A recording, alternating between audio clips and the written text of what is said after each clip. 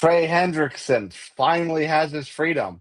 We can't say the same for Breece Hall, but another running back coming off monumental performance will soon test the free agency waters. Mr. One and Done, 2 years in a row. First it's Houston, now it's New England. What happens to Stefon Diggs now? Where does he go, if anywhere? Who got tagged? Who didn't? And who hit the chopping block? We're back after the Super Bowl. The offseason's here. The NFL didn't give us much time off. We'll catch you up on everything on Sunday Scaries with Bucks McGee.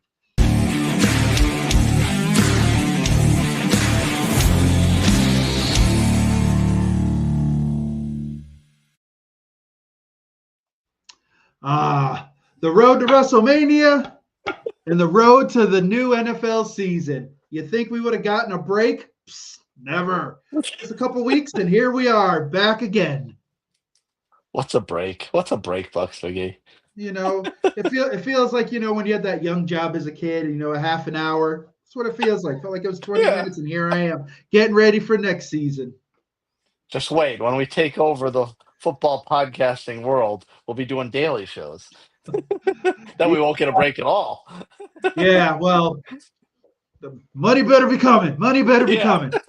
Nah, I do this for the love of the game. The love of the game. Well, the money certainly does come in the free agency world, as we are just barely starting to dip our toes in. The franchise tag deadline has passed, but we're going to talk trades first, and fresh off the press, hot off the press is the actual expression. Josh Allen gets a number one target. We've only been screaming about this because the Buffalo Bills supporting cast leaves a lot to be desired. So DJ Moore up to Orchard Park. They had to do something. I'm kind of surprised. Early rumors were that, they were going to be hot in the Mike Evans sweepstakes, but I guess they felt DJ Moore was the guy, and you can't blame him. DJ Moore's been great in Chicago. I think he was really key in the early development so far, Caleb. So I think it's a great deal. It was for a second rounder. I think it kind of balances out. I think DJ's still in his prime, still got a lot of years left. And now Josh has got a number one. Now, he did have a number one with Stefon for a while. Now we'll see what this offense. Yeah, well, after so many years, some things are just meant to end a certain way. But now, it's a solid number one. He's got quality tight ends. It's just those guys have to show up. So I don't think they're done yet. I think they'll probably maybe look for another receiver, probably a nice number two, because Buffalo just has a hodgepodge of receivers. There's no one who's really stuck out. So I think it's a great deal. That's an interesting alternative comparison to Mike Evans, because DJ Moore is a fairly similar physical specimen to Mike Evans, big body, kind of possession guy, but has downfield speed and can outrun corners as well. Yeah, I think they were thinking more or less that, they probably wanted someone a bit younger. Evans is great. He's pretty much, depending where he lands, if he lands anywhere, is going to be kind of a red zone kind of guy now. In Tampa, that's probably what his role will be if he stays with the speed that Tampa possesses now. But Mike can still move down the field. But I think Buffalo said, you know what? If we can, get DJ Moore second round, it's kind of a wash. Let's go all in. I think Buffalo is all in now. That's great. And that, on the flip side, that is great value for Chicago to get a 2 for DJ Moore. That's not I would not have pegged that type of value to come in return for him, as good a player as he is. Yeah, I think Chicago's, sitting there saying, you know what, we've got a chance to be great. So they're like, we gotta do what we've got to do. They do have a bit of glutton at wide receiver. Odunze has kind of stepped up and become the guy. You got Luther Burden, you got a bunch of other guys. The tight ends are solid. I don't know if they're keeping Cole Kmet. There's been talk of him probably, moving on. But they've got a lot of talent on this team. So I think they felt DJ was an option and saw him as a chip to get, to move up probably to shore up some bits on the defense. Yeah, to trade Cole Kmet for some more help on the offensive line there. Hey, you never know. Seriously, the way teams are starting to grab guys now, a tight end is always your quarterback's best friend. So there could be someone who's like, all right, he's got talent. But, with Loveland there now kind of taking balls away from him, move him if you can. Yeah, I would take him. I would take him in Tampa. And certainly expendable with the presence of Colston Loveland. And I just think it's going to help. It'll help Caleb in the long run. The more hands he's got in there, he can just sit, relax, and not have to try to do everything himself. Overall, I think it was a great move for both teams. A name you brought up a moment ago, one Stefon Diggs, on the move yet again. New England, New England's not exactly deep at wide receiver, but they're not hurting either, I suppose. It's a little. Does it come off as a surprise to move on from the veteran? I think the reason they moved on was it's strictly off field. He's got a lot of off field stuff coming up and, supposedly choking somebody out and all this stuff. If it ends up being a situation where he starts to miss time, New England is kind of thin at receiver. Like they've got some young talent, but they don't have, I think they need a big physical presence. And everyone's been talking, our favorite trade bait wide receiver, AJ Brown. Everyone's like, this is the perfect fit to go to New England, yada, yada, yada. Who knows if Philly's going to do it, but that's what New England needs. They need somebody like that. Their receivers are, they're not overly big guys. They're fast guys, but I think Drake May needs that big physical guy that he can count on. We'll bookmark that, Bucks McGee. We'll see if you can forecast something besides a head coach's firing. I knew that's where that was going. But anyways. Well, I will start thinking now because I will ask you as we get later into the summer what your hot seat picks are, given your recent history of success here. Oh Lord. Hey, so be it. But New England had to move on. It was just because who knows if Diggs was going to be available. And I think, for what New England was this year, he worked in that scheme, but they need some big physical receivers. Yeah, he was generally on his best behavior in New England, but sins from the past could creep up in the legal system indeed. That's how it works. All right. Now, this one, I don't know whether I can really say this surprised me because the Chiefs defense is one that really carried this team and kept them in contention. But they've also got a lot of pieces they need to pay. And of course, Patrick Mahomes' contract isn't exactly the easiest albatross to work around. But they trade Trent McDuffie, all pro cornerback, to the Rams. Rams beef up a defense that we criticized quite a bit in the playoffs. So what's your kind of feel here? They got a little haul of draft picks. I mean, got a handful of them, but, debatable how many of those draft picks are truly franchise altering, so to speak. We know the Rams thought process is on first round picks. Their mantra is F them picks. F them picks. F them picks. Do what you got to do. And they had a need and had to address it. Everybody knew the Chiefs really have to kind of look at their team and they're going to have to really pick who they want to re-sign, who they're going to let go. They've let, guys like Mike Dana go. There's some other names that are floating around about possible cuts, but that's what happens, when you have this, this run of greatness and, you're paying guys and there's a point where people got to get paid sooner or later. And these are the tough decisions. I think McDuffie is an unbelievable corner. I think it was a great move by the Rams. They're in a win now scenario. I think this year is it. It's all or nothing. I don't know if Stafford survives another year. So they're going to do everything they possibly can. They may even try to go receiver, pick up some more pieces. They may try to overload both sides of the ball and just say, here, let's throw it all against the wall and see what sticks. So I can respect what the Rams are doing. Chiefs have to be smart, get the picks and hopefully, hit on some. Then, you can sit there and basically do what you've done the last couple of years.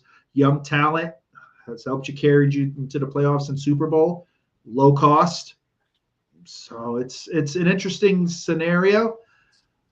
We'll see what Kansas City does with those picks. They still have a lot of work to do, cap wise and decisions to make, but it's a good start.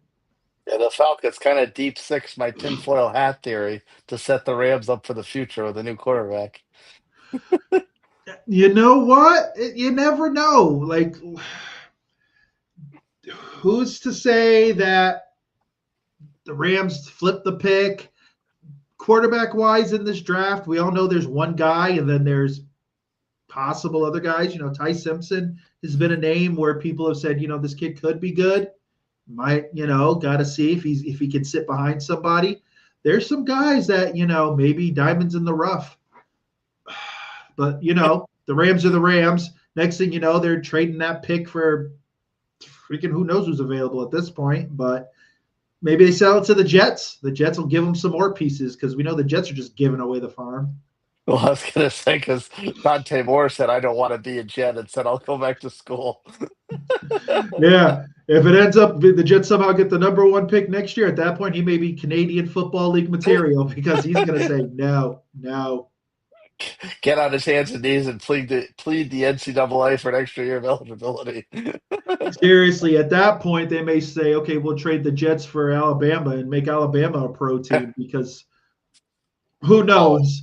I want the NFL so badly to adopt the Premier League model where they just relegate the bottom teams. They just relegate them and get them out of the league for a year or two. You know what? They could do that with the XFL. The Orlando Storm could make their way. Yeah, there's plenty of lower leagues around now. They can make it work. There it is. Yeah. Man. You might be onto something. Right, Goodell? Write them. The Seattle Guardians, the house that Ben DiNucci built? Yes, indeed. Could be, man. The NFL getting hyped and fantastic. Yeah. Go overseas. You got it here. Yeah. So you think win-win for the Chiefs and the Rams here? I think it is for the Rams just because they're in a win now mode, and you get an all pro corner. It's a position of need. You needed something. So I could see it. I'm not a fan of their F them picks motto, a first round pick. I know you don't know what you're going to get, but if that's what you had to do to shore up that position, it's fine. I think you you can say it's all right because they do have another first rounder. They didn't have to give up the 13th pick, which was interesting. I figured KC might have went for the jugular there, but hey, you still have it. It's another piece to deal with. So I think it's good for them. And KC needs the picks because they're going to have to remake this team in some spots. Yeah, with kitchen table, with scraps from the kitchen table, as it were. Yeah, who knows who the wide receivers are going to be this year? So hey, you gotta scrounge up what you can. Now we started off the show with a trade. The first trade that kicked off the offseason was an interesting backfield upheaval. Houston Texans are clearly moving on from Joe Mixon after, not a whole lot of on-field action for the former Bengal, and do their part in breaking up the Sonic and Knuckles Detroit backfield. David Montgomery is once again the headliner performance. I guess Houston had to do it. I like David Montgomery. I think he's a nice piece, but it's going to be interesting to see what Houston does. We know Chubb is gone. He's going to be a free agent. You got Marks there, I believe, still. So it's going to be, I assume Montgomery is going to be the one guy, and then Marks will fill in, where he needs to. Now, I just don't know if David Montgomery is a full load guy. I think in Detroit it was perfect. He got plenty of touches. It just the way that offense was, it worked. The way Houston's offense is, I think they have more pressing issues. I think you got to figure out what your quarterback is, because if Stroud plays anything like he did last year, they're in trouble. They're going to have to make a move. So for me, I would have sat there and said, all right, what backs are coming out in the draft, and maybe just rolled the dice on that. I don't want to give CJ Stroud a pass, especially off of that playoff game. But their offensive line to me is their most pressing need because CJ Stroud, even if he is a complete waste of space on a football field, he certainly can't do anything behind that line. No, the line, no, the line definitely needs upgrading. So I think they'll look deep into that in the draft and such. But I'm thinking you take one of these backs in the draft. I think there's some good ones, and you roll with youth because I just don't know if Montgomery's got it. Now he could prove me wrong and just bust out a 1,300 yard season, turn out some nice receiving yards. If they tailor the offense kind of like a Detroit, could be perfect. But he's definitely gonna need a running mate. I just think that's where he works best. So Well, that's an interesting breakdown because you figured he's leaving Detroit so he can be the guy again, and he goes to Houston, and Woody Marks could very much be. Now, I'm not saying Woody Marks is Jahmyr Gibbs at this stage of the game. He's certainly not, but that's still a young, capable running back to split carries with. So he leaves one situation and goes to another situation, which is exactly the same. yeah, I think they're just, Montgomery is going to be the main guy, but I think you'll see Marks get his chances and get his carries, spell relief, and they'll go from there because they've kind of been snake bitten. Mixon was supposed to be the guy, and he got hurt, and they're probably cutting him. There's no way they're keeping three backs like this. And like I said, Chubb's free agent. He's moved on, so it's gonna be interesting what Houston does. I think there's for the most part set at running back. They do have definitely more pressing issues, the line and the future of CJ Stroud. So I guess it's an all right deal. I think Detroit probably made out a little better, but it is what it is. Yeah, on the note of comparable situations, which would you rather be in, especially in David Montgomery's standpoint, mid-level career wanting a championship? Would you rather have Jared Goff and a good offensive line, but a possibly porous defense, or CJ Stroud with an absolutely horrid offensive line, but the best defense in the league? I think I'd want to be in Detroit because you saw what happened in the playoffs. CJ Stroud just fell apart, and look at the defense he had was the top two defense. Yeah, It still wasn't enough. And that defense played well that game. It wasn't they like did. it wasn't like Houston, screwed the pooch and New England put up 40 points or something. That defense was in it and dominant, but yet, the breaks fell New England's way. For me, you could sit there and say, well, Detroit's playing, in the NFC North, and right now, not counting Minnesota, that could be an up for grabs division, but at least Yeah, you're in it. You're in it. You know what you've got. CJ Stroud, you right now, I think he's a head case. I don't know what's going on. He's gonna have to come out and literally be his rookie year for people to say, okay, he's back. He's gotten over it. But they're gonna have to surround him with pieces. Now, the AFC is grown, and there's a lot of teams there. It could end up being that Houston's on the outside looking in. yeah, a better performance or having a different quarterback, and Houston very well could have beat New England in that one. And I like CJ Stroud. I really do. But it's like the last 2 years, it's been like, what's going on? This is the year. If he can't get it together, Houston has to move on. But David Montgomery could spell him some relief. That defense is legit. So we'll see what happens. But like you said, Montgomery wanted to be the guy. Well, now you're going to be the guy. On to the cuts. Before we get into the two that are widely expected, let's talk about three that actually happened at this point in time. Your pal Kirk Cousins, Marshawn Kick Lattimore rocks, out. Kurt. Kick rocks, Kurt. Yeah. How's Atlanta now, buddy? Marshawn Lattimore out in Washington. You can't say that's much of a surprise after him being lit up. Mike Evans' best friend getting the boot. And Aaron Jones. I guess a little surprising, but probably didn't see the field enough this past season in Minnesota to justify keeping him. Yeah, I liked them in Minnesota, but I guess they felt it was time to move on, and it's all the NFL has raised the salary cap a little bit, so if you can get yourself a little more extra money, then you cut where you can. And the mantra now is running backs are a dime a dozen, and if you get someone, you can get someone in the draft on a decent round, you're set to go. So Minnesota's got bigger problems, I think, than the run game, but 9. Yeah, 9. Yeah, okay. So we'll see what happens with 9. But they had Aaron Jones. I guess I think he'll land on his feet. I think he'll land in probably a 2-back situation. Get himself back and right. I still think he's a quality back. He may not be the number one guy anymore, but he still can. He can be a guy who can be a third down guy and spread the ball around. So these 3 cuts in your eyes largely uneventful, each one of them. Yeah, like Lattimore was getting burnt. Honestly, I with Lattimore, he's one of those guys where if he can be physical, he's going to be able to do some things. But I think he just looked a step behind. He'll end up probably being a rotational kind of guy. Some team will take a flyer on him and hope they can do something in their system. Jones is going to be the same thing.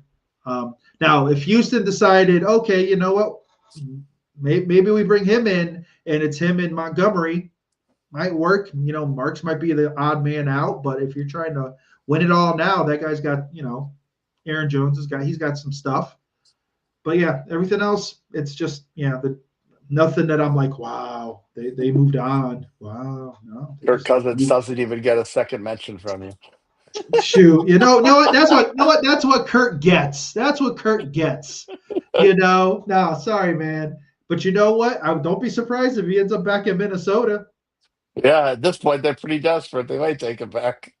But I don't. My only issue with Atlanta is, you hear these stories that not everyone all of a sudden is sold on Penix, and it's like, okay, so was this a mistake? But you traded away that great first round pick, huh? How'd that work out for you? Probably could have gotten Ty Simpson or something, but now it's Penix or bust at this point. Yeah. Now, as far as quarterbacks are concerned, 2 that have not been cut, but 1 has been informed he will be, barring an unlikely trade situation, and the other one not informed, but seems pretty likely at this point. Kyler Murray and Tua Tagovailoa. How the world turns on them. Mr. Call of Duty himself. It's a point where Atlanta's like, we got to do something. We got to change it up. We tried. You can't fault Atlanta. You can't fault Arizona. They did everything they could. It's just not a good fit. So you let Kyler go, find his way. I think that he's got a market. There's no doubt about it. There are teams that are looking for somebody. So I don't think he's going to have trouble finding a team. It'll be interesting how, they sign him. Is it going to be a 1 or 2 year kind of deal where you prove to us you're the guy and you can do it? Because he's going to have to do everything he can to stick around. Because if Arizona dumps you, it's like, okay, with no clear plan of how to replace him. Exactly. It's like 1 or 2 steps ahead of the Jets cutting you. You're like, dang, there ain't nowhere else for me to go. So it's so it'll be interesting. The suitors, I think there are going to be some teams that are going to reach out to him. He's still young. I think in the right system and such where he doesn't have to be, Mr. Everything, he could be good. We'll see what happens. If not, he should just go back to baseball. Just go back to the Oakland A's or the Vegas A's, whatever they are. Do they still own his rights? Yeah. They've said they bring him back. They bring him in. Why not? Tua though, damaged goods. It's not like his numbers are horrible. The guy can throw the ball good. He's accurate. It's just one good hit, and you're like, all right, well, there you go. There's your new popcorn guy at the concession stand in section 324. because he's not, because you're worried. You're like, do we invest anything in this guy because he's one hit away from it being over? If Yeah, you can surround him with weapons and he can stay upright, he's good. good job, good job, good job, good effort to it. You gave it your best shot. Time to move on. And Miami shouldn't have re-signed him to that big deal. Like it just, that's Miami's fault. It should have been another prove it to us kind of deal. Mhm. But unfortunately, Miami does what they do. And now Tua, I think someone will sign him. I don't know who it's going to be, but it's definitely going to be a 1 year. You gotta survive for us to even attempt to give you a multi-year deal. Yeah. On to the tags, since those are the topic of the hour.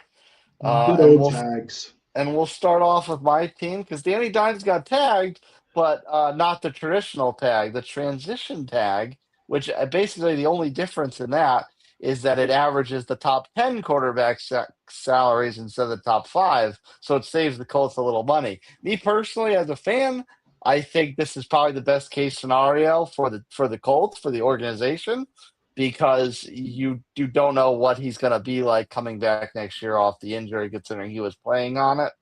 And I think the only other team friendly situation would have been if he signed a long term deal that was extremely incentive laden.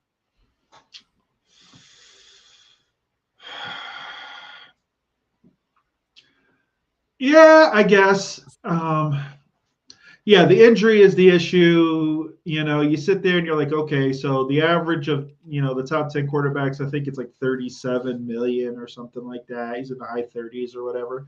So you're gonna pay this guy. Let's just round it up and call it 40 mil. And if he's not ready, he's just gonna sit there and collect 40 mil. Hey, like I wish I could collect 40 mil. But what's the backup plan? That's the question. What is the backup plan? Because you've given AR the permission to go find another team, say, okay, see you later. Some team will take a chance on him because they've got quarterback gurus and they can fix him. So Minnesota. then, yeah, AR and 9. Yeah, that's a great room right there. Yeah, okay, buddy. You go right with that. You better give me Mac Jones all day. So it's like, okay, so you're hoping that he comes back healthy. If not, what's the backup plan? Who's the guy? I don't think. I mean, I kind of liked Riley Leonard at the end of last year, but I mean, at this point, I'm also all for drafting somebody else and seeing what you got. Now, that may not be this year. Again, this is a tag is a 1 year situation, so see what your pick is. I mean, I'm also people hate tanking, but if it improves your team's situation and ability to get a player who would actually have a meaningful impact on your team, I'm okay with throwing away a season if that's the desired output.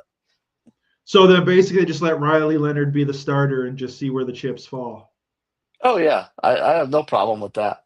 Because it's not like you're going to sit there and bring in Kirk Cousins, though who knows? No, I take Kyler over Kirk Cousins.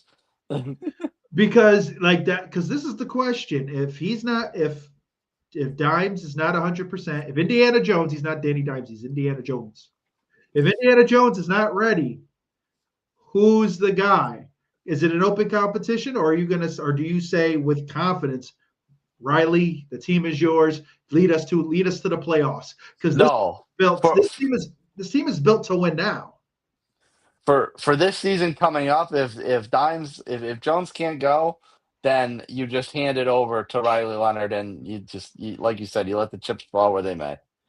So then so in the back of your mind, you're hoping he kind of just stinks and the tank happens naturally. But you didn't just throw it away. Well, You kept it in house and because you went under the mantra of I've got to see what I've got.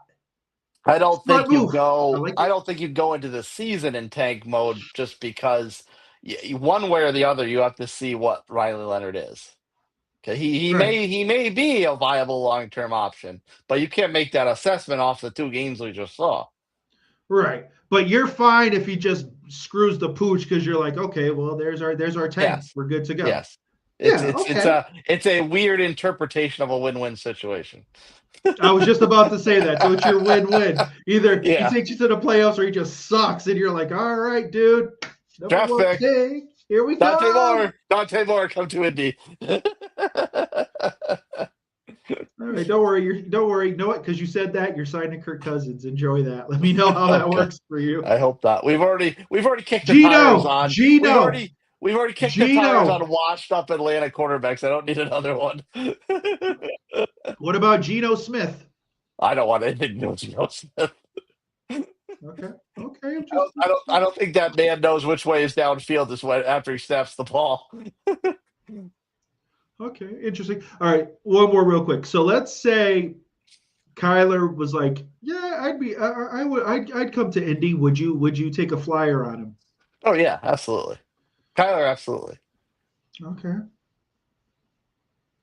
Give him like a 2-year deal. Give him a 2-year deal.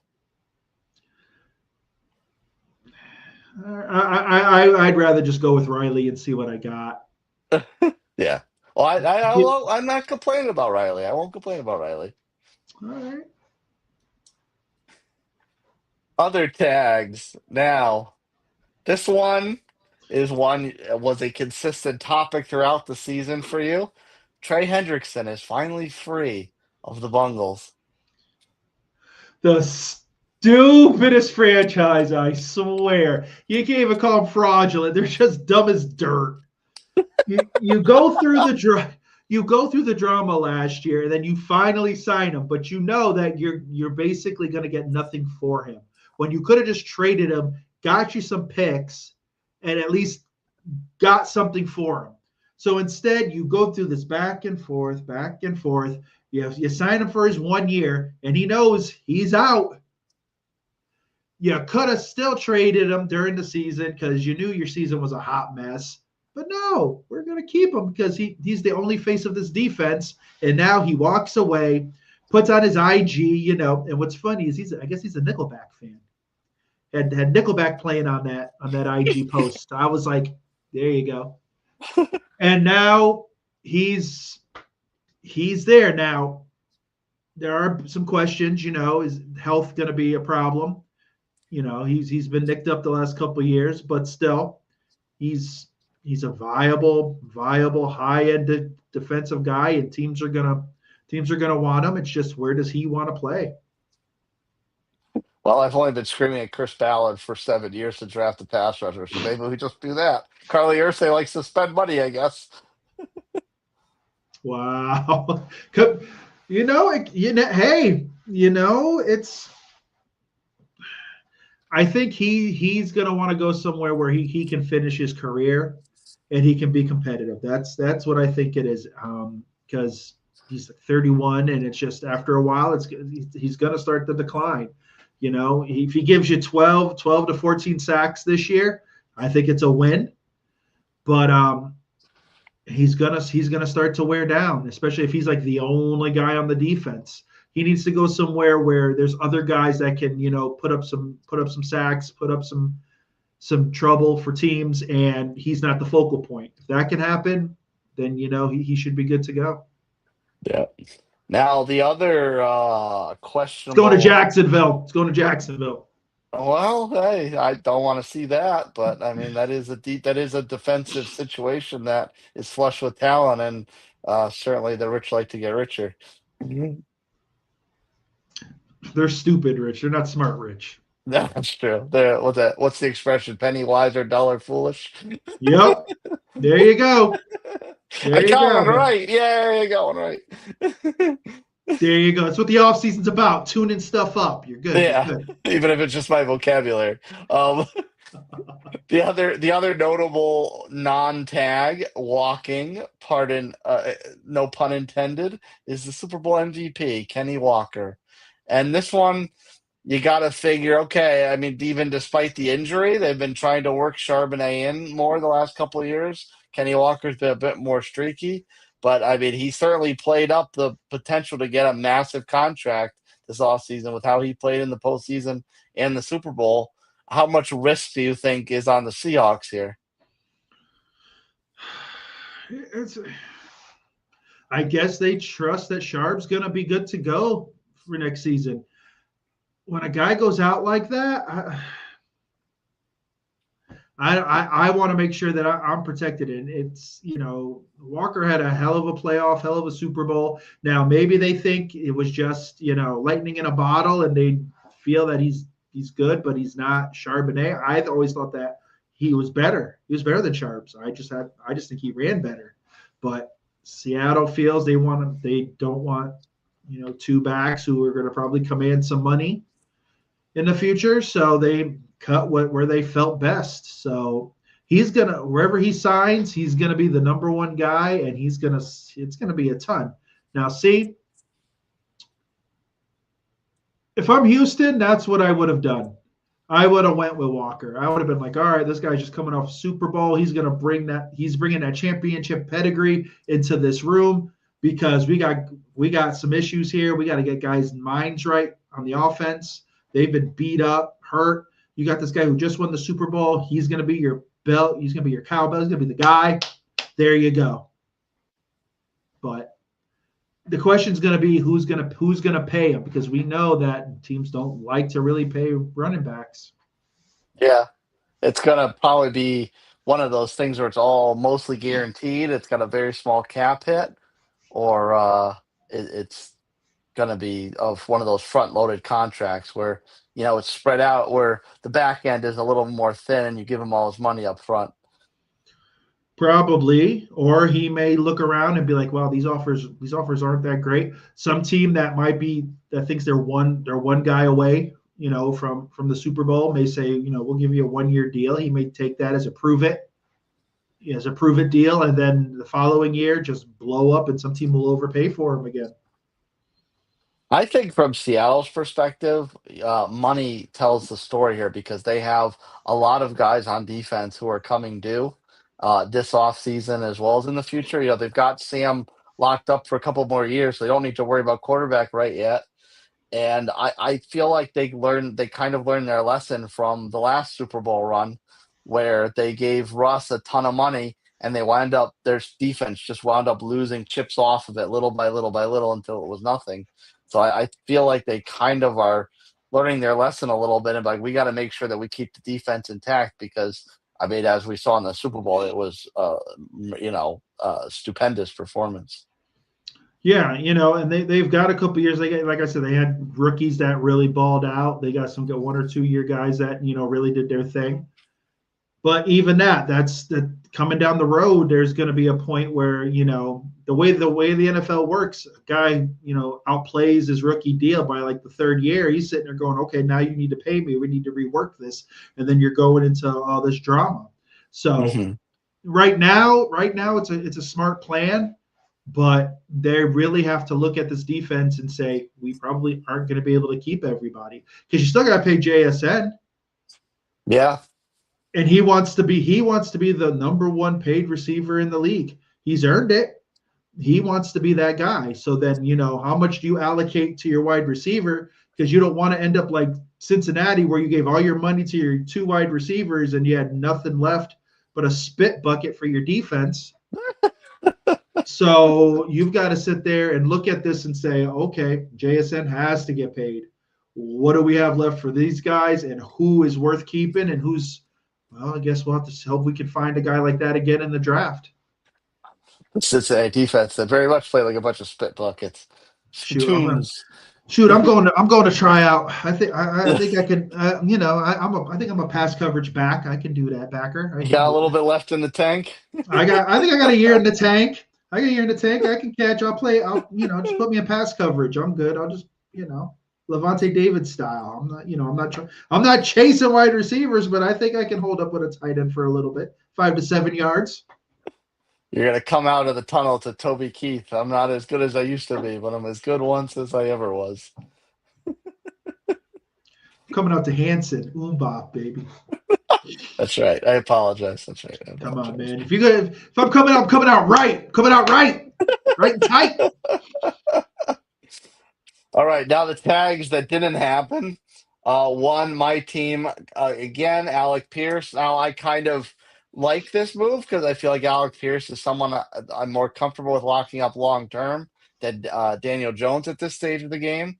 And staying in the division, Travis Etienne, I guess not so much of a surprise because he's had a bit of a mired injury career, but this also kind of leaves a questionable backfield behind Trevor Lawrence as Tank Bigsy's long gone, and that new kid Tuin looked like he was okay, but is he a franchise running back? I don't know. Well, here's the thing. Jacksonville, I don't I think the way the offense that they run, I don't think the running back has to be the center. He's not the centerpiece. He's part of it. So if this kid can, catch out of the backfield, give you, 4 yards a carry or close to it, I think it works out. The problem with Jacksonville is what are they going to do with Brian Thomas? Brian Thomas Jr. Is he going to? He had a horrible year this year. There's been talk about them trading him. So I think wide receiver is the situation because if you get rid of him, okay, who's taking his spot? They're going to be a pass heavy offense, and I think with the rookie there, I think he'll be okay at running back.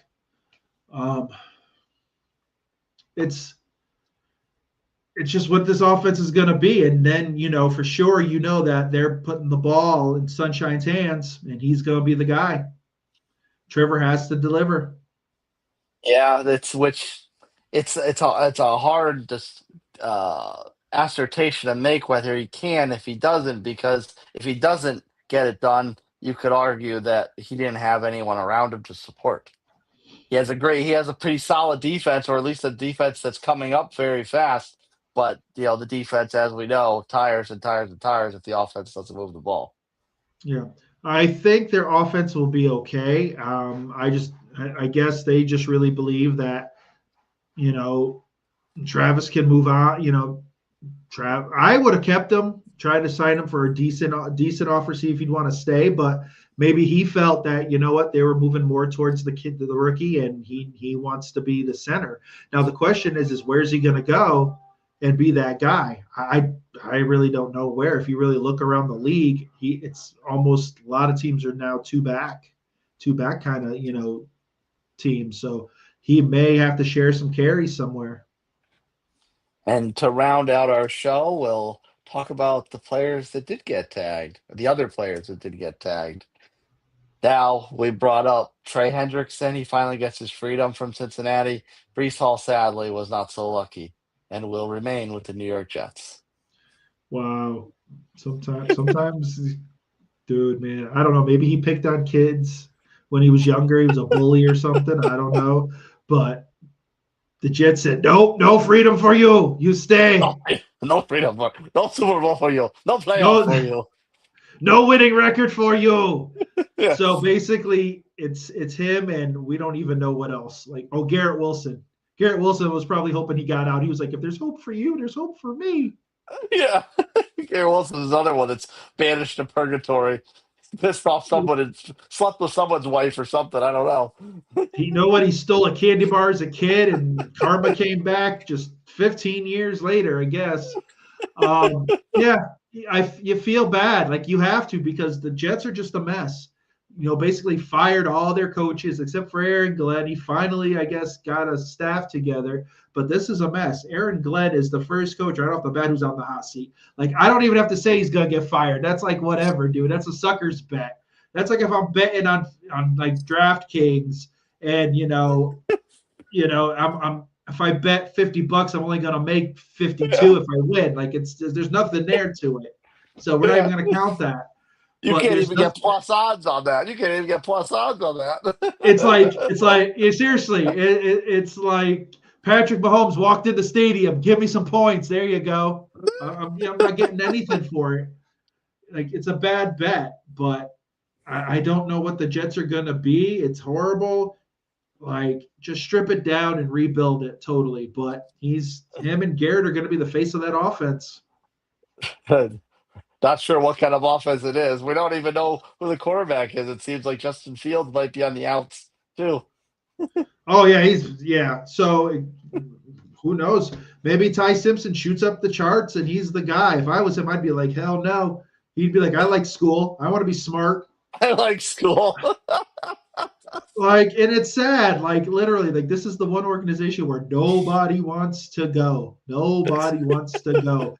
You've got quarterbacks in college saying, "No, I'll stay another year. I'm good. That Yeah, NIL money's great. I'm good." what are they on now? 15, 16, 17 years? You got guys 9 years in college. I don't know how you do it, but hey, so be it. I had a hangnail for my first 4 years. I couldn't play, redshirted me. But like the Jets are just, it's a mess. And maybe Breece Hall likes it there. I don't think he does, but it's like he's going to have to make good out of a bad situation. So he'll be the focal point. He'll shine, probably get voted to the Pro Bowl. Who wants to go there anymore? Because anyone gets in the Pro Bowl. But then maybe next year he can get some freedom. Now the Jets are nearing an adult life with no playoffs. It's a hot mess, man. That team is crazy, dude. Like literally, all they hang their hat on is the Mark Sanchez years. Oh yes, the butt fumble looks like a Super Bowl to them right now. Exactly. They were like, we were in it though. They got two. They made it to 2 conference championships. You got to give Sanchez some credit there. And then years later, he went nuts and he's waving a knife or whatever. But hey, you know what? I guess after a while, playing with the Jets will do that to you. It just comes back to you. But I don't know. So I wish Breece Hall all the best. I hope he has a great year and can get out. Other players in unfortunate situations, and we continue to scratch our heads at the Atlanta Falcons. Kyle Pitts, another one who almost thought he was free, almost thought he was going to get a fresh start. Maybe hanging out with Kurt, he said, you know what, I'm gonna cash in. He goes, I don't need to be great. I don't need to win in this league. I just need to get my money. Yeah. I get if I'm in, well, see, you know what? Here's again, Atlanta, dumb. If they had kept the pick, right? They keep the pick, right? Don't trade it to the Rams. You've got, and I don't want to say his name because I'm going to mess his name up, but you've got the kid from Oregon, their tight end coming out, the freak of nature, who's broken every combine record. The kid looked, now mind you, it's the combine, so you got to take it with a grain of salt. We all do. But if this kid matches what these numbers are, this kid's going to be a freak in the NFL. There's your replacement for Kyle Pitts right there. You could have just sat there. This kid probably would have fell to you. But nope. Kyle Pitts, now mind you, you only look good because he played Tampa twice, because Tampa's freaking our secondary was ass and made him look unbelievable. Take the Tampa teams out, and who is he? He's nobody. It's another Kyle Pitts year, you know? But hey, yeah.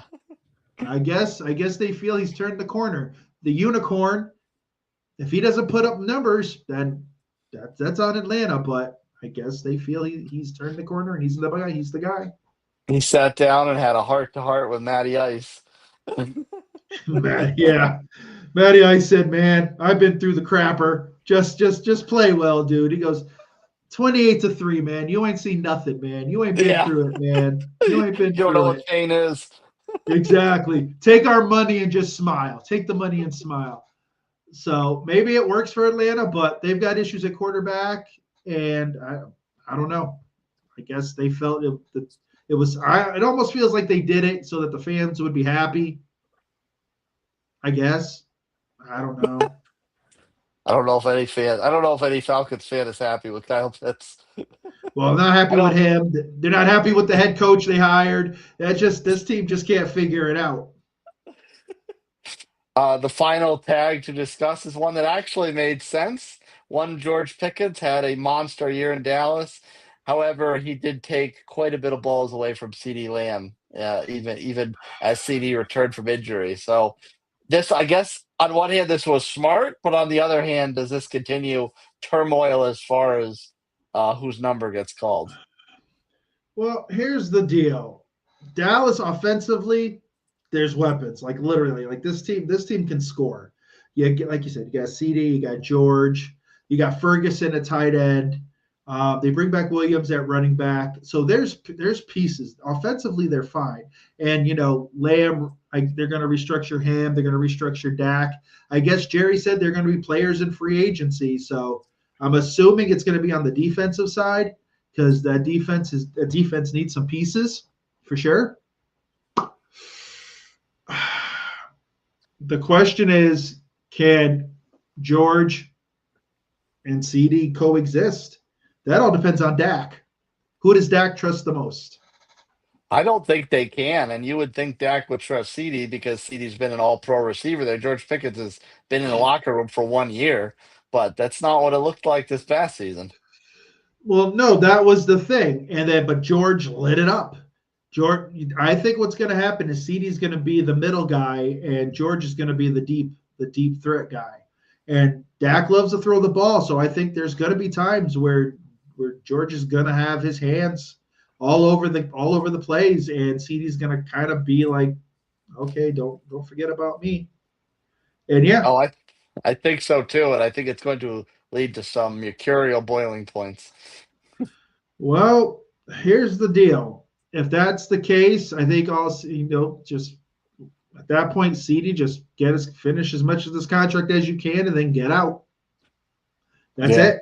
That's all you can do because I think if Dallas is smart, they really go defense this draft. Like they've got a free agency, they've got to shore up this defense, and they could end up being a team that puts up 35 and gives up 38. They could be the new Bengals. Yeah. They've got some pieces on defense, but they need to shore some things up because the NFC is crazy. Hell, the Bengals are the only reason we stopped talking about their shitty defense. Exactly. But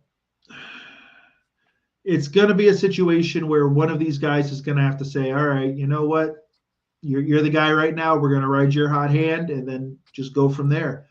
But like you said, don't know. If George can play, good soldier and not get moody or anything, not be a diva, he's a wide receiver, it's automatic. If they can kind of temper that, they should be in good shape. Well, Bucks McGee, I'll play good soldier. Our off season's off to a hell of a start. I feel like the podcast will not have much of a off point from now on. Sure, take us off air with your final thoughts as the off season and franchise tags are off to a very hot start. Oh man, 1 week, 1 week to free agency palooza, folks. So far it's been interesting. Cuts, tags, gets the appetite ready, but it's going to be interesting to see how some of these teams go about things. And before you know it, we'll be at draft, and then after that, it'll be beginning of the season. So let's get ready.